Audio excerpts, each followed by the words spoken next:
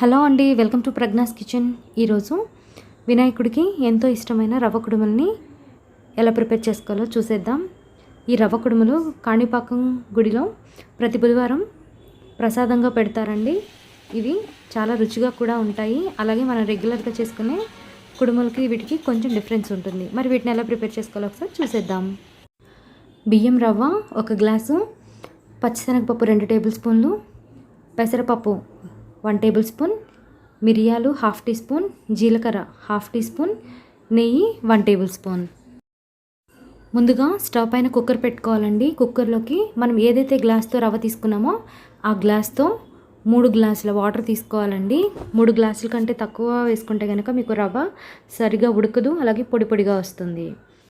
ఈ వాటర్లోకి నానబెట్టుకున్న పచ్చిశనగపప్పు అలాగే పెసరపప్పు కూడా వేసుకొని ఒక 5 నిమిషాలు ఉడికించుకోవాలి. ఇవి ఆల్రెడీ నైట్ అంతా నానిపోయి ఉన్నాయి కదండి, కాబట్టి ఇవి చాలా ఫాస్ట్గానే ఉడికిపోతాయి.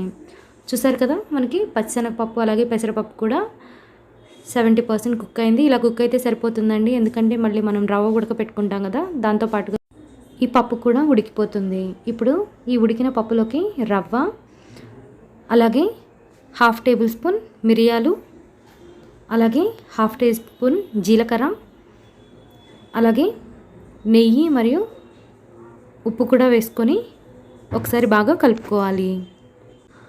ఉప్పు వేసుకున్నాక దీన్ని అంతటినీ కూడా ఒకసారి బాగా కలుపుకోవాలండి. లేదంటే కనుక ఉప్పు ఒకచోటే ఉండిపోతుంది, మిగతా వైపు అంతా ఉప్పు కలవదు. కాబట్టి దీన్ని ఒకసారి బాగా కలుపుకోవాలి.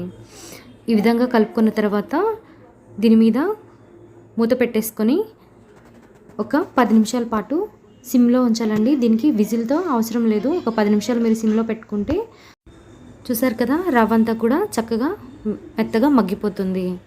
ఇంకా కొద్దిగా కూడా ఇక్కడ వాటర్ కనిపించట్లేదు, పర్ఫెక్ట్గా కుక్ అయిపోయింది. ఇంకా అడుగు కూడా అంటుకోలేదండి. కాబట్టి ఇలాగా 10 నిమిషాలు సిమ్లో ఉంచుకుంటే సరిపోతుంది. ఇప్పుడు దీని అంతటిని కూడా ఒక ప్లేట్లోకి ట్రాన్స్ఫర్ చేసుకోండి. పక్కన మంచినీళ్ళు పెట్టుకోండి.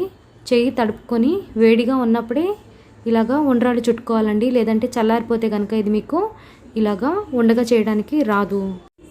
మిగిలిన రవ్వంతా కూడా ఈ విధంగా ఉండ్రాళ్ళలాగా చేసి ఒక బౌల్లోకి పెట్టుకోండి.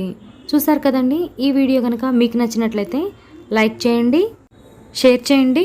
మరిన్ని ఇంట్రెస్టింగ్ రెసిపీస్ కోసం ప్రజ్ఞాస్ కిచెన్ని సబ్స్క్రైబ్ చేసుకోండి.